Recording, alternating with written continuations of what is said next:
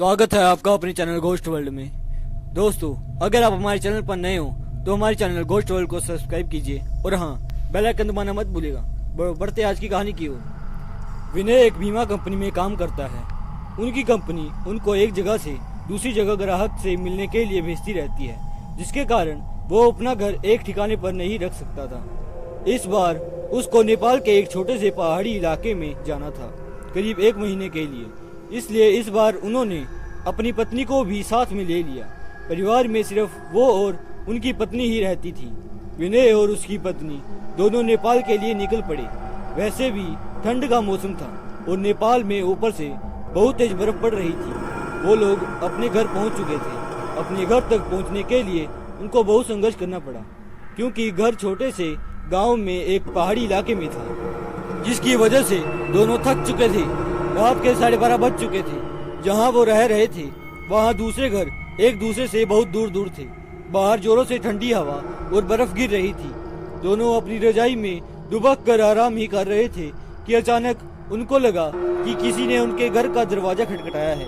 फिर उन्होंने सोचा कि क्या पता तेज हवा चलने की वजह से ऐसा हो रहा हो, इसीलिए उन्होंने उसको अनदेखा कर दिया। अगली सुबह विनय जिस काम के लिए आया था उसके लिए वो निकल पड़ा। उसकी पत्नी घर में अकेले ही थी। उसको समझ नहीं आ रहा था कि वो घर में बैठे वक्त कैसे बिताए। उसने सोचा कि चलो क्यों ना बाहर जाकर ही कुछ देख लिया जाए। बाहर ठंड तो थी पर हवा नहीं चल रही थी, इसीलिए उसने अपना स्वेटर पहना और बाहर निकलने को तैयार हो गई। जैसे ही उसने अपना घर का गेट खोला, वैसे ही देखती है कि घर के पास बने एक खंबे के पीछे एक छोटा सा बच्चा खड़ा है, जो उसको चुपके चुपके देख रहा है। विनय की पत्नी ने उसको अपनी ओर बुलाया, पर वो नहीं आया और वो वहां से भाग गया। उस बच्चे ने कुछ नहीं बोला और न ही कुछ बताया। विनय की पत्नी ने उससे उसके घर के बारे में पूछा, तब भी वो कुछ नहीं बोल रहा था। आखिर में उसका नाम पूछने पर उसने अपने धीमी सी आवाज में अपना नाम सूर्य बताया और फिर वहां से भाग गया। अगले दिन भी कुछ ऐसा ही हुआ। वो लड़का उसको फिर से घूरे देखा जा रहा था। इस बार उसकी पत्नी ने उस बच्चे को पकड़ लिया और पूछा कि तुम यहाँ क्या कर रहे हो। उस बच्चे ने कुछ नहीं बोला और न ही कुछ बताया।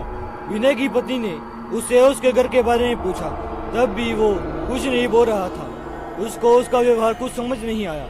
ये सिलसिला ऐसे ही चलता रहा। वो बच्चा रोज उसको खंबे के पीछे से निहारता रहता था। उस दिन रविवार की रात थी।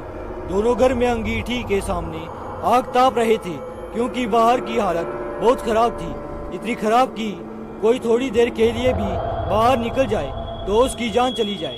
अचानक दरवाजा किसी ने खटखटाया। उन दोनों को फिर से लगा कि शायद हवा की वजह से ऐसा हो रहा हो। तभी फिर से किसी ने दरवाजा खटखटाया। इस बार खटखटाने की आवाज साफ आ रही थी। ये आवाज सुनकर दोनों डर गए, क्योंकि इतनी रात को वो भी जान ले लेने वाली ठंड में आखिर कौन हो सकता है। दोनों केवल एक दूसरे का मुंह देख रहे थे। अचानक दरवाजे के बाहर से धीरे धीरे रोने की आवाज आने लगी। तभी विनय ने जोर से आवाज में बोला, कौन है बाहर।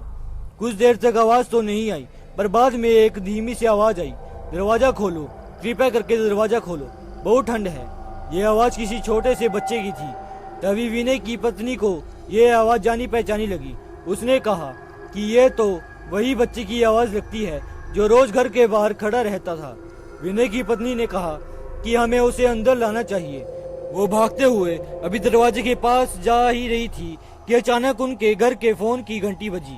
फोन एक पड़ोस में रहने वाली औरत का था, जिससे आज ही विनय की पत्नी मिलकर आई थी। विनय की पत्नी ने फोन उठाया। वहां से उस औरत की आवाज आई, हेलो जी, मैं आपको बताना भूल गई थी कि अगर आपके घर के बाहर कोई भी दरवाजा खटखटाए तो उसको मत खोलना। विनय की पत्नी ने कहा कि अभी मेरे घर के बाहर एक बच्चे की आवाज आ रही है जो दरवाजा खोलने को कह रहा है। तभी उस औरत ने कहा कि नहीं, आप बिल्कुल मत खोलना, वो असल में एक आत्मा है। यहाँ जब जब तेज आंधी और ठंड पड़ती है, वो तब तब सबके घर के बाहर जाता है और दरवाजा खोलने को कहता है। वो ठंड का बहाना बनाता है। वो दरवाजा खुलवाने की कोशिश करता है। अगर कोई गलती से भी दरवाजा खोल देता है तो वो अगले दिन बर्फ में दबा हुआ मिलता है। ये सुनते ही जैसे उनके पैरों से जमीन ही खिसक गई। वो सोचने लगे कि जो बाहर दरवाजा खटखटा रहा है वो असल में एक आत्मा है। उन्होंने दरवाजा नहीं खोला। अगले दिन ही वो दोनों भागकर पड़ोसी के पास गए और पूरे मामले के बारे में पूछा। उस औरत ने बताया कि इस गांव में एक परिवार रहता था। पहाड़ टूटने की वजह से उस परिवार का विनाश हो गया। बस एक बच्चा बच गया। वो दूसरों के घर जा जाकर खाना मांगता। एक दिन बहुत जोरों से बर्फ और आंधी पड़ रही थी। वो दूसरों के घर के बाहर दरवाजा खटखटाकर घर के अंदर आने को गुहार कर रहा था, पर किसी ने भी उसकी गुहार नहीं सुनी। ठंड की वजह से सब अपने घरों में दुबके हुए थे। अगले दिन सुबह होने पर उस बच्चे की लाश बर्फ में अकड़ी हुई मिली। आज भी कभी भी जोरों से बर्फ और आंधी आती है तो उसकी आत्मा सबके घर के पास आती है और गुहार लगाती है। ये सब सुनकर दोनों हैरान रह गए। लेकिन वो वहाँ 1 महीने जब तक रहे तब तक 3-4 बार उनके साथ ऐसा ही हुआ। लेकिन विनय का काम खत्म हो जाने पर वो वहाँ से चले गए। पर विनय की पत्नी के दिमाग में एक रहस्य हमेशा बना रहा कि अगर वह उस दिन दरवाजे को खोल देती तो ना जाने क्या हो जाता। तो कैसी लगी आपको आज की ये कहानी? अगर अच्छी लगी हो तो वीडियो को लाइक करना मत भूलिएगा। मिलते हैं जल्दी किसी नई वीडियो के साथ। तब तक के लिए जय हिंद।